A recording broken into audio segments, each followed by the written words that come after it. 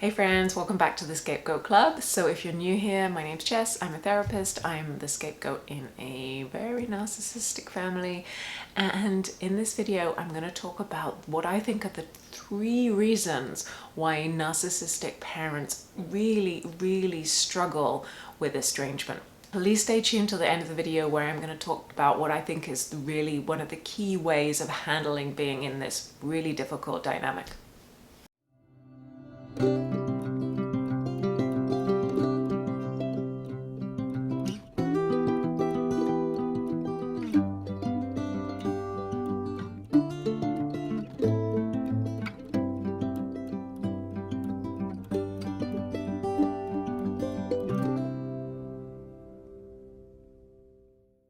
So the first reason why I think that narcissistic parents really struggle with estrangement is the fact that they lose narcissistic supply.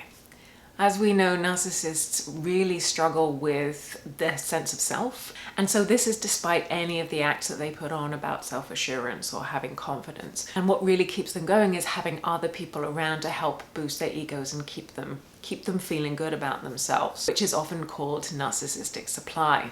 And it's not necessarily that we're around saying this person is great and feeding their ego that way. What narcissists can do is they can get their supply by putting other people down, by controlling them, or by subtle ways of making that other person feel less about themselves. They can be a bit gossipy, they can be a bit petty and mean. Basically, they do whatever they can. They find these little ways to just make themselves feel better, to poke holes. They'll find problems, and they'll just find issues with, to be honest, anywhere with anything, just to try and make themselves feel a little bit better. And if you have a narcissistic person, it's very unlikely that when they have kids, they're going to change this behavior. And so the kids become an extension of the supply that they need. So really, as kids, we're around to make themselves feel better in whatever way that works for this particular narcissist, whatever floats their boat. So it might be that the kid performs well in school, and that makes the parent think that they're doing well because they have this really successful child. It could be due to looks, it could be due to money, who knows? Whatever it is, the narcissist will find a reason to make themselves feel better. They're probably also not going to say that to the child, that it's something that they can brag about to their friends or generally make themselves just feel better. And so when we leave, that loss of supply, that loss of a prop around them to make themselves feel good, to help boost their egos, it's gone, and that's a really big blow to the narcissist.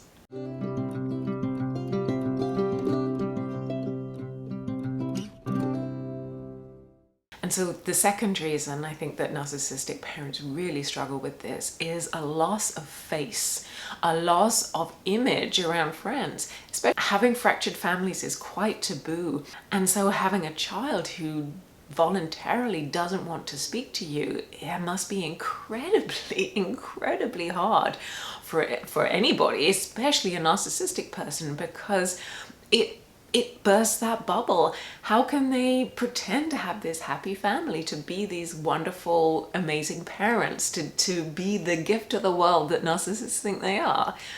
How can they continue with that facade when someone who's incredibly close to them and really a person that should be kind of, in quotes, in our societal values, and also from a family bonding perspective, that parent-child bond should be really strong. So it's got to be immensely problematic when that is broken. And so for someone to choose that, that's a real blow to the narcissist's facade. Third reason why I think it's incredibly hard for narcissistic parents to deal with estrangement is that with estrangement, if they accept it, they have to accept that they have some level of responsibility for the relationship breaking down. They have to accept that there are things that they have done as parents that weren't right, that weren't effective, that were less than perfect, and that can be very difficult for a narcissist. of course, they might use the line, which is fair enough, that no parent is perfect and everybody makes mistakes. Absolutely. People make mistakes in all relationships. It's completely normal, but it's not normal for these relationships to break down. The fact is that, yeah, people make mistakes, but most people, normal people, figure out a way to fix them, figure out a way to reflect on themselves, to take a bit of responsibility, to have that open communication, to have those difficult dialogues that we need to be able to keep relationships going. That's just not something a narcissist can do. And so they can't, how can you accept this idea of estrangement? Because accepting it means that we have to do a little bit of that self-reflection and say like, oh yeah, there is a problem here.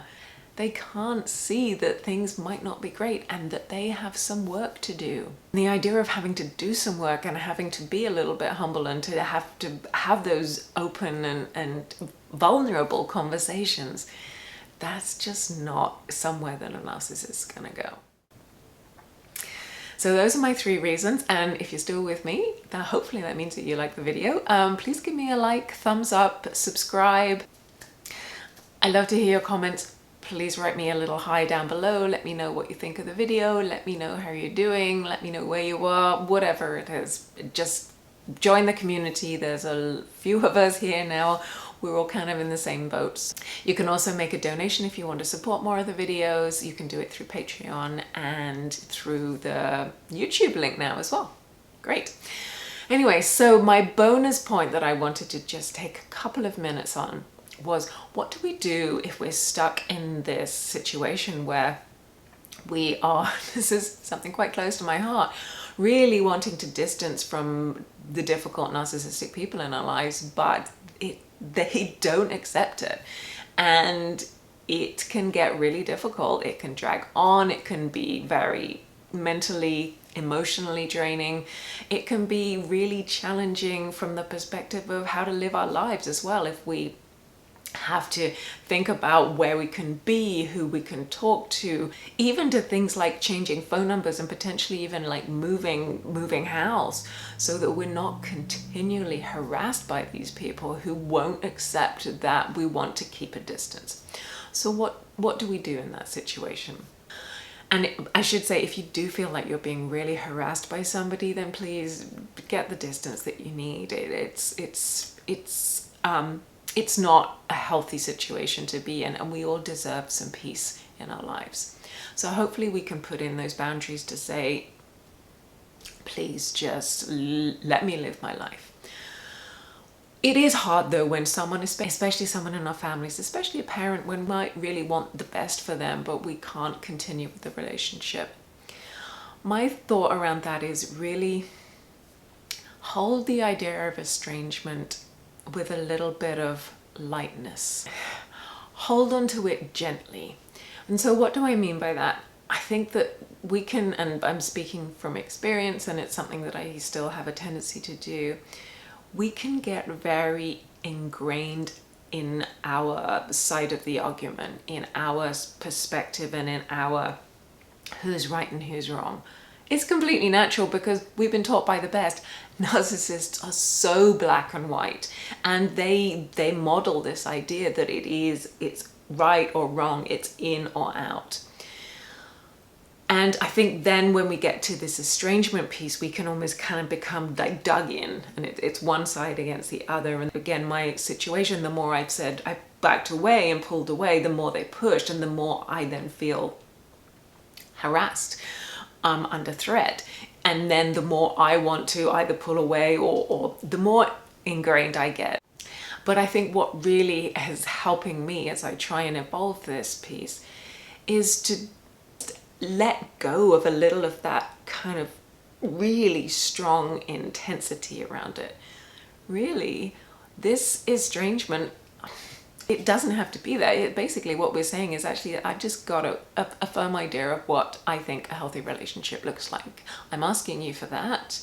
And if that's not something you want to do, or you're not able to do, or something you can't do right now, okay, but this is where I am.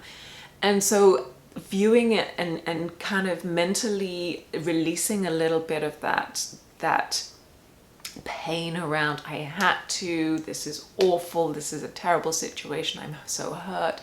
We do need to go through that grieving piece. But ultimately, estrangement, distancing, no contact, whatever we want to call it, reduced contact even, it's really just us saying, hey, you know, this is a thing. This is what I need to do for me. And let's just hold that idea gently and lightly but firmly. And having that piece, rather than again being entrenched in it, for me that just allows me to have a little bit more space and freedom, and I can just breathe a little bit better because I feel that I'm not stuck in this thing forever. It is where I am right now. It might change in future, it might not. But this holding this space with a little bit of, just a bit less weight in it has really helped me. And so I'd love to know if that idea even makes sense and if you think it might help. So friends, thank you so much for spending a little bit of time with me today. I really, really appreciate it. I appreciate you all. I appreciate this community. It just fills my heart that we can support each other going through some of these really tough calls and really tough situations where there isn't a right answer, there isn't a good answer, it just is what it is. Please take care. I will see you soon.